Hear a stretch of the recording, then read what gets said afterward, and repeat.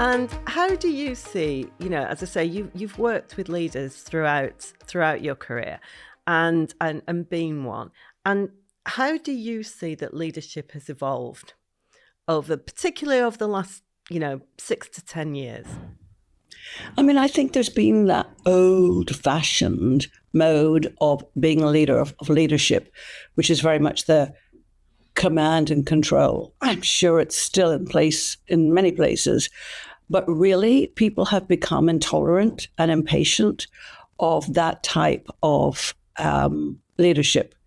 I think people are a lot less tolerant these days, especially the younger generation. They just won't stay. They just won't stay. They won't tolerate it. They will just pack their bags and go. So, especially since the pandemic and lockdown in particular. So I think that if you can't get people on board, if you can't inspire people, if you can't provide an environment for them that they really want to be in, they will walk. They will look around. They will find something else. It's, I guess it's an employee's marketplace. So you have to be able to get on board with learning how to be inspiring, learning how to speak, connect with people, communicate with people so that they are really enrolled in the vision. And it's not just your vision. It has to be their vision.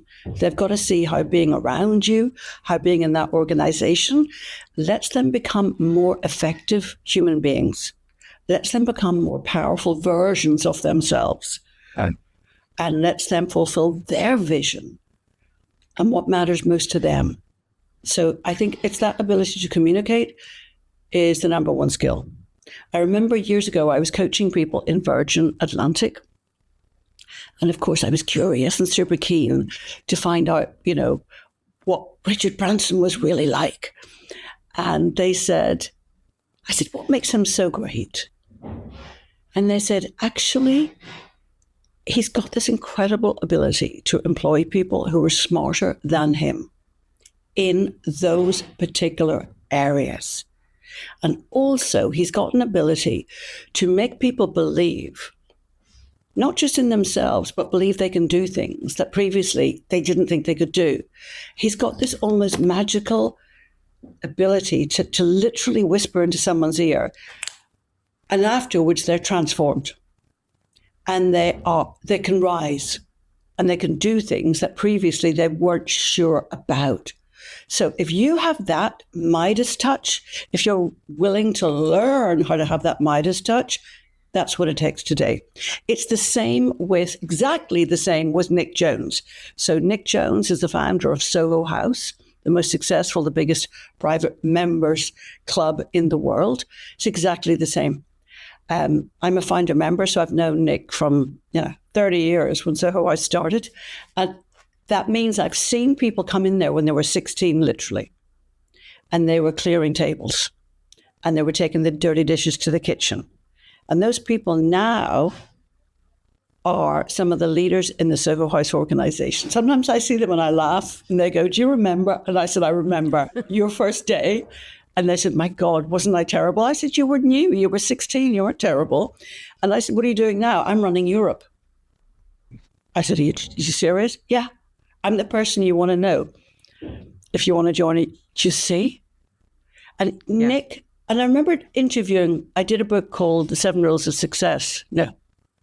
Yeah, it was actually 7 Rules of Success.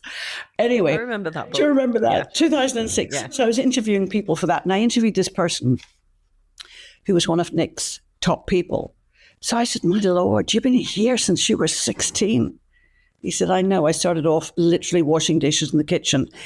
You're a director now. And he said, I know. I said, how come? Why are you here that long? Why have you stayed all this time? He said, because anytime you go to Nick and say, hey, Nick, I think I should do something else. I'm thinking about moving on. Nick will go, pull up a chair. Let's talk. Why? What do you want to do? What's next for you? What's calling you? And then Nick will find a way to help you make that happen in a better way, in an easier way, in a faster way with him. I said, and that is exactly what Richard Branson does. exactly what he's done. Because I remember speaking to one of his people, and she was saying, yeah, I'm going to leave actually quite soon. Nothing wrong with this. I just want to do something else. Exactly the same thing happened. She had that conversation with Richard and she stayed.